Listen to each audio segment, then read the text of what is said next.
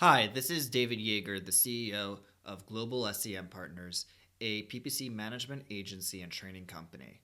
In today's video, we're going to cover how to forecast your SaaS business growth.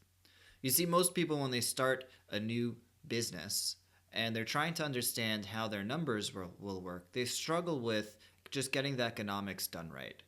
In this video, I'm going to share with you all the mindsets you need to be successful, as well as an amazing and powerful Excel tool that will give you the tools that you need to model your business out, model your growth, and understand if your business is viable, what you need to put into it, and what elements need to be tweaked.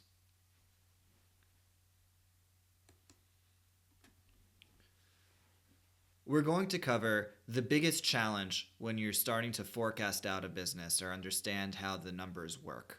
Well, the next thing we'll cover is what you need from your first customers. After that, we'll discuss your first targets, the LTV quadrant, how to understand what lifetime value of your customer could be. We'll share with you how to do competitor analysis. And finally, we're going to share with you an advanced Excel LTV modeling tool that will allow you to see, once you have some data from your customers, how to model out your business for growth, where to spend your money, and what the bottom line will look like for you. So the number one biggest challenge that many business owners face, or many entrepreneurs face when they're building a business, is the blank slate.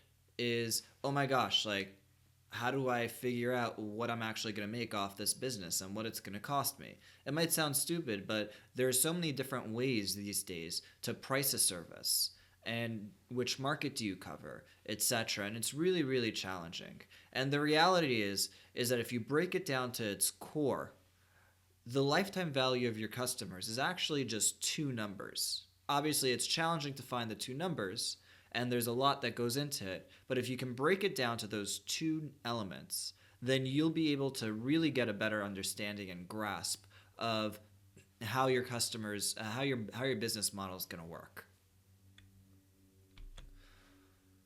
So first off, let's talk about what you need from your first customers. When you're starting a new business, what do you think the most important thing you need to get from your first 500 to 1,000 customers? Again, we're talking about SaaS or low model platform, not a higher end service. Is it revenue? Is it understanding? Is it market share? Is it insight? And the answer is data. You need data from your first customers. Again, your LTV numbers are based on two elements, which we'll discuss in a moment, in the LTV quadrants. And the bottom line is, from your first 100, 500, 1,000, 50 customers, whatever it is that you can get in the first couple of months of actually launching your business, is just going to give you insight into how do customers react to your product and how does that impact your bottom line financially, and it gives you a baseline to forecast the rest of your business. Let's talk about your first targets and what I call the LTV quadrant. So there's two numbers that comprise your lifetime value. Number one is how much are you billing your customer, and number two is how many times are you billing your customer that amount. So let's go to our little Excel spreadsheet that I created for you. So when you're starting from scratch, you're going to use this no previous data tool, and again, there's the price point. What are you paying? And there's the forecast range. How long do you think you're going to keep them for? How many months do you think you're going to keep them for? And basically, how many times, what they're spending on average, and how many times you get them to bill that is your lifetime value. So now when you're starting a new business, you really have no idea. Again, you can price yourself lower, you can price yourself higher, and you can position yourself very differently. So it's very hard to really get an understanding of how long you're going to keep a customer for, and really what you should price your product at. That's going to change over time as you listen to your customers, or as your product matures and there's more value, there's more perceived value to it. So in this model, what I like to do to give people the full power of forecasting is, if you're starting from scratch with a blank slate, Give yourself a low forecast and a high forecast on everything. So it gives you your range, your low end, your high end. Look at your competitors, which we'll talk about in a moment. But if you just do the ranges for both the price and your monthly retention rate, how long do you think you'll keep your customer for? And that can be gut feel to start. You don't need something exact. You just need some idea, some baseline, so that you can start marketing to customers and understanding what you can afford to pay to acquire these new customers that you're going to be learning from.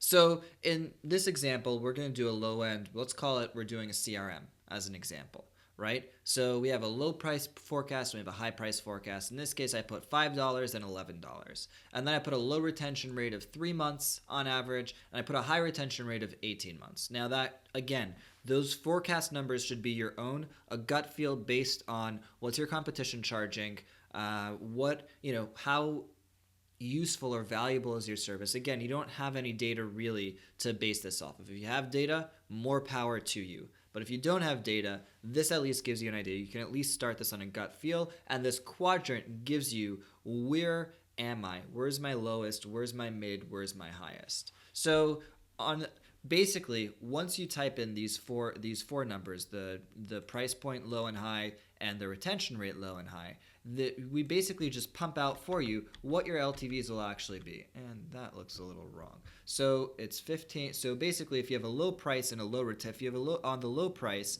and you have a low retention rate, the minimum you're going to make is $15. So if you're now going to do acquisition, and again, your first customers you don't have to be profitable on. You're just trying to get data off of them. So you can at least spend $15 because that's really the minimal. Ideally, you're probably going to spend somewhere in your mid quadrants pricing. Probably not in your high quadrant, because that's going to be something you'll probably attain over time. And again, it could get better over time, and the LTVs could go even higher. But that's what you'll probably get over time. Let's just fix this Excel piece while we're at it. Okay, sorry about that. So now you can see right here, obviously the higher retention in this scenario, the higher retention actually is much more valuable. The range on the retention side is a lot more valuable than getting a higher price point, which is a whole different conversation. But again, the bottom line is your minimum you can get is 15. You'll probably get your lifetime value is at least initially is probably going to sit somewhere between the 33 and 90 point, depending on again how appealing the product is to your customers and whether you end up going with a higher price point and how you position in the market. And again, if you're doing a higher position in the market and a higher price point, then obviously you're making a lot more money. So that's your initial LTV quadrant. What's going to give you the most power for really give you the baseline for what you can afford to pay for your first 50 to 1,000 customers. Again, depending on what your budget is, depending on where you are in the process. Once you're done your LTV modeling, you're going to want to do competitor analysis.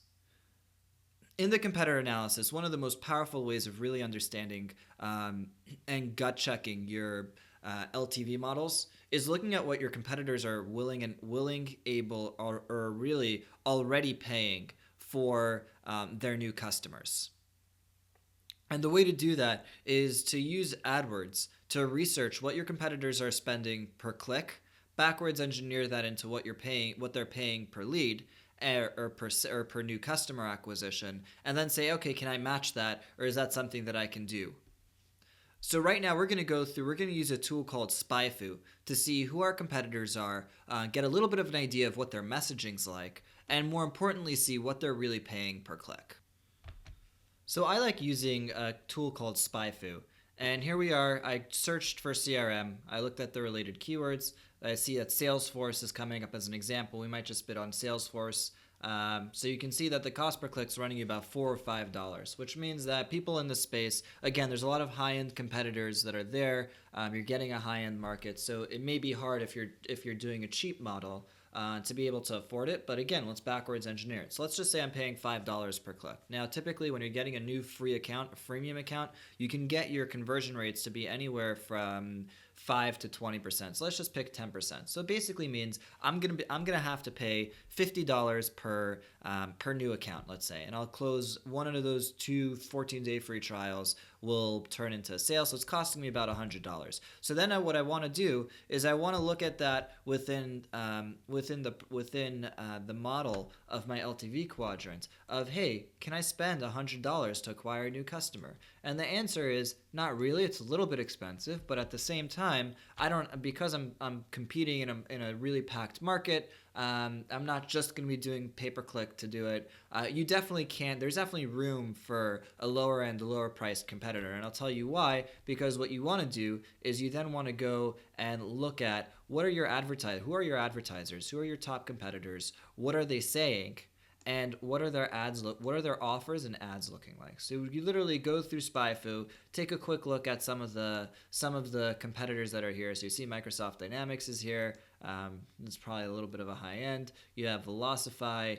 So you have a bunch of really high end stuff, which make it quite a bit harder to compete. But that doesn't mean you can't compete. But again, the bigger thing is realizing, hey, what's everybody else making? Because if they're spending $5 a click and they're spending big bucks, and SpyFu can also give you monthly budgets for your direct competitors, a lot of really powerful things that you can do that this will help you with in terms of forecasting your new customer acquisition, your marketing costs, etc. But the bottom line is we can see here just by looking at what are people paying per click and giving a forecast on conversion rates as well, where it'll give us a good idea of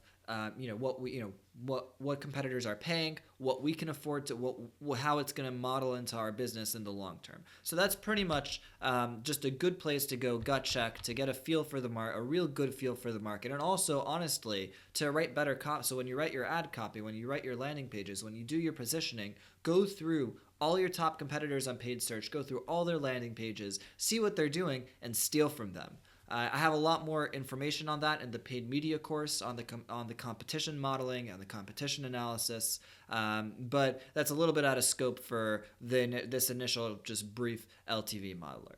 All right, so you did your LTV quadrant, you did your competitor analysis, and you started launching your PPC campaigns. You're getting some customers. What do you do next? So next is our advanced Excel LTV modeler tool. Basically, you pop in these 10 questions, and if you can answer these 10 questions, and again, you don't need to know, these are forecasted. So it's an idea. You may want to do it right out of the gate before you spend a dime, or you may want to do it once you have some data, after you did your LTV quadrant, after you did some marketing, you got some customers, you understand a little bit better what your costs are. You can then forecast out everything else in quite a bit more detail. So basically, when we walk into the Excel tool, it's going to be a really simple process, about 8 questions. And with these 8 questions, you can model out your whole business for the next 13 months, and you can carry it on as much as you want. I have locked these cells. You can't actually edit them. You're going to have to unlock it. The password is unlock, UNLOCK, but you don't need to unlock it. I just unlocked it so you don't mess around with it. Bottom line is, these 9 questions, you pop in how many existing customers are you starting with? Is it 20? Is it 500? How many new customers are you getting every single month? How many let's just say you're getting 100%, 100 new customers a month, but you're forecasting that you're going to increase your budget, increase your spend, the word of mouth is going to go up, so you're going to get new customers. That number is going to grow. So what you want to do is you forecast your percentage growth in new customer velocity. So if it's going to keep growing 20% a month, if last month was 100, next month you're getting 120, and the next month you get 144. That's what you can do. You can take it to 0. If you're getting you're just getting 100 new customers a month, period. That's it. You can also put it up, let's say 7%. Whatever it is that's going to actually hit your numbers. The next thing is, what are you forecasting that's going to cost you to acquire a new customer? So in the case of our CRM as an example, so first off, we're going to take our average monthly revenue. Let's just say we figured out that the average customer has two people on the CRM and it's costing them $13 a month a piece or whatever, so 26, and then we're going to be spending $100 to acquire this new customer. We're going to keep customers for, let's say, 20 months as an example. So the monthly retention rate is 100 divided by 20. So, and that's -1. So basically it's a 95% retention rate. So 95% of your customers are going to stay on in a given month. Your variable fulfillment cost per customer, if you have actual specific overhead for fulfilling every single one, whether it's database, whether it's whatever you're doing, you have your variable fulfillment, and then you have your fixed business, monthly business overhead. So let's just say these are our numbers. Let's just see how our business looks. And basically, we'll be profitable fairly quickly if we're doing this right, because we have a whole bunch of existing customers. Let's just say I'm starting from 0. Will I be profitable in the first month?